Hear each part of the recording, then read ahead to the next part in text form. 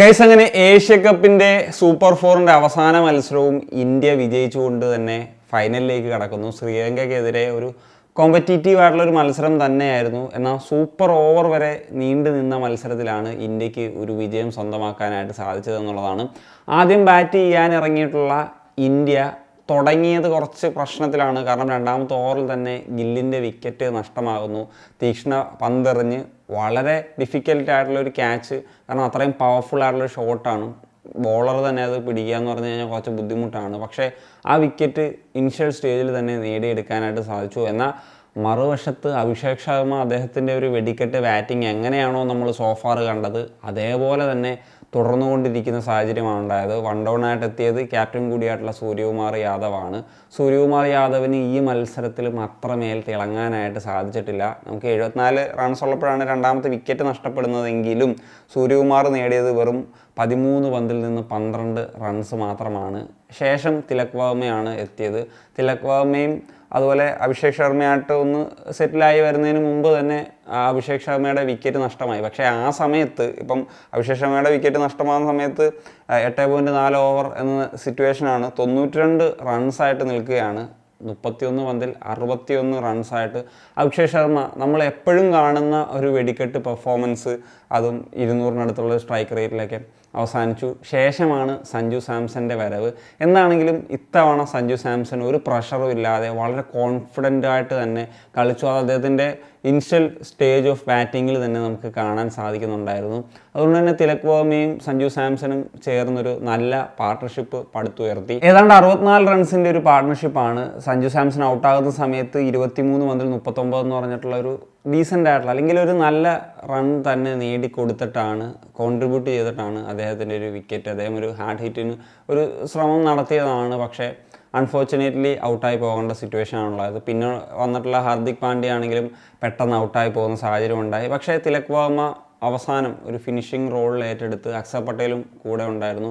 അങ്ങനെയാണ് ആ ഒരു മത്സരം അവസാന ഘട്ടത്തിലേക്ക് പോയതും 202-5 എന്ന് പറയുന്നൊരു സാഹചര്യത്തിൽ അവസാനിക്കുന്നു. അവസാനത്തെ ഓവറിൽ അക്സർ പട്ടേലിൻ്റെ ഒരു 6 കൂടിയാണ് മത്സരം അവസാനിക്കുന്നത്. എല്ലാ ബോളേഴ്സിൻ്റെയും എക്കോണമി റേറ്റ് 9 മുകളിലായിരുന്നു. എല്ലാവരെയും കൃത്യമായിട്ട് പണിഷ് ചെയ്തു ഇന്ത്യൻ ബാറ്റേഴ്സ് എന്ന് പറയുന്നത് എടുത്തു പറയേണ്ടതാണ്. പക്ഷേ ശ്രീലങ്കൻ ഫീൽഡേഴ്സിൻ്റെ പ്രകടനം വളരെ ഇമ്പോർട്ടൻ്റ് ആയിരുന്നു. കാരണം ഇപ്പോൾ ഗില്ലിൻ്റെ വിക്കറ്റ് ആണെങ്കിലും അല്ലെങ്കിൽ ഹാർദിക് പാണ്ഡ്യയുടെയും സഞ്ജു സാംസണിൻ്റെയൊക്കെ ആണെങ്കിലും മികച്ച ഫീൽഡിംഗ് പ്രകടനം അല്ലെങ്കിൽ മികച്ച ക്യാച്ചുകൾ തന്നെയായിരുന്നു.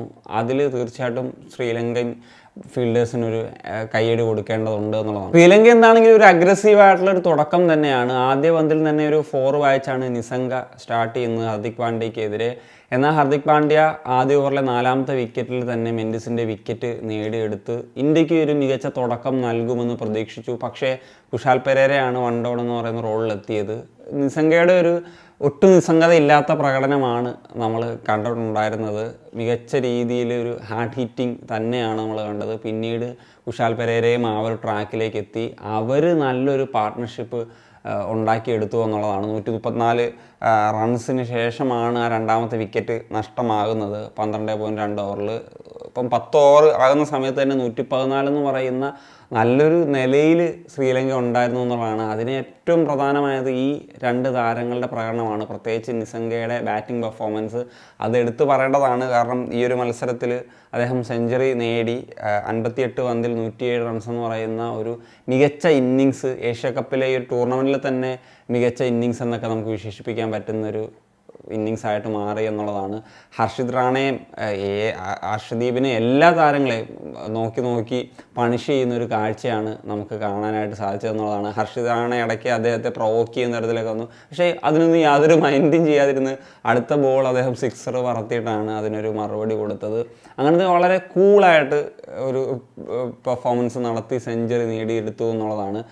അതിനുശേഷം കുശാൽ പെരേര ഔട്ടായി. പിന്നെ തുടരെ വിക്കറ്റുകൾ ഇങ്ങനെ നഷ്ടമുണ്ടായിരുന്നു, ഇങ്ങനെ ഇടവേളകൾ നഷ്ടമുണ്ടായിരുന്നു. പക്ഷേ നിസംഗ ഞാൻ നേരത്തെ പറഞ്ഞതുപോലെ ആ ഒരു പ്രകടനം കാഴ്ചവെച്ചുകൊണ്ടേ ഇരുന്നു എന്ന് പറയുന്നത് തന്നെയാണ് ശ്രീലങ്കൻ ആരാധകർക്ക് പ്രതീക്ഷ നൽകിയത്. ഒരു ഘട്ടത്തിൽ ശ്രീലങ്ക തന്നെ ഈ ഒരു മത്സരത്തിലേക്ക് വിജയിക്കും എന്ന് പറയുന്നൊരു ഘട്ടത്തിലൂടെയാണ് കടന്നുപോയത്. ഇപ്പം ഈ സോഫാർ നോക്കുകയാണെങ്കിൽ ഇപ്പോൾ ഇന്ത്യ ശ്രീലങ്ക മത്സരം തന്നെയാണ് ഈ ഏഷ്യ കപ്പിലെ ഏറ്റവും ഇൻട്രസ്റ്റിംഗ് ആയിട്ടുള്ളൊരു മാച്ചായിട്ട്, പ്രത്യേകിച്ച് ഇന്ത്യയുടെ എങ്കിലും പറയുകയാണെങ്കിൽ ഏറ്റവും ഒരു ഇൻട്രസ്റ്റിംഗ് മാച്ചായിട്ട് വന്നിട്ടുണ്ടായിരുന്നത്. നമുക്കറിയാലോ, പിന്നീട് സൂപ്പർ ഓവറിൽ വരെ മത്സരം എത്തിപ്പോകുന്നൊരു സാഹചര്യത്തിലേക്ക് വന്നു. ഇന്ത്യയുടെ മിസ്ഫീൽഡിങ് ഈ ഒരു മത്സരത്തിലും തുടർന്നൊരു അവസരമാണ് ഉണ്ടായത്. പിന്നെ വിക്കറ്റുകൾ നഷ്ടമായതാണ് അവർക്ക് ഒരു പ്രശ്നമായത്.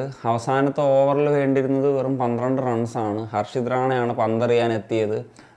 നിസംഗ ശരിക്കും അടിച്ചു തൂക്കിയിട്ടുള്ളൊരു പ്ലെയറാണ്. പക്ഷേ ആദ്യത്തെ ബോളിൽ തന്നെ നിസംഗയുടെ വിക്കറ്റ് നേടിയെടുക്കാൻ സാധിച്ചു. അവിടെയാണ് ഒരു ടേണിംഗ് പോയിന്റ് സംഭവിക്കുന്നത്. പിന്നീട് അവസാന പന്ത് വരെ നീണ്ടു. അവസാനത്തെ പന്തിൽ വേണ്ടത് 3 റൺസായിരുന്നു.